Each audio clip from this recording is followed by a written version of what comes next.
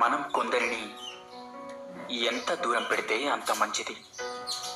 లేకపోతే మన మంచితనాన్ని కూడా చేతకానితనంలా చూస్తారు.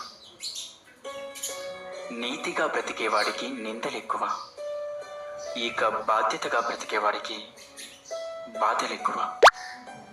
నువ్వు ఆలోచించవలసింది గాయం గురించి కాదు, ఎలా కోలుకోవాలి అని ఆలోచించు.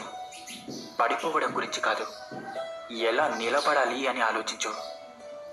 పడిపోతే పైకి లేపేందుకు ఎవ్వరూ రారు అని గ్రహించిన వాడు వేసే ప్రతి అడుగు ఆలోచించే వేస్తాడు.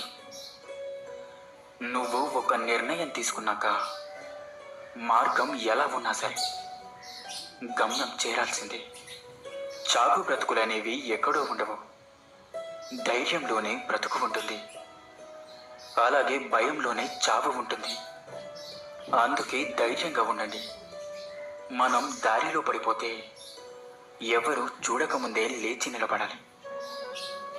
అదే జీవితంలో పడిపోతే అందరూ చూసేలా లేచి నిలబడాలి.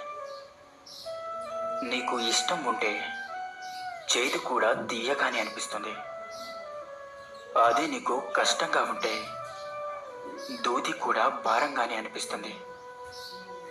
నీ విలువ ఎవరికి అర్థం కాదో వాళ్ళను పట్టించుకోకు. ఎవరైతే నీ విలువను అర్థం చేసుకుంటారో అలాగే గౌరవిస్తారో వాళ్ళను అశ్రద్ధ చేయకు. మల్లెపూల కన్నా మంచు పొరల కన్నా నా చెలుము సిన్న అందం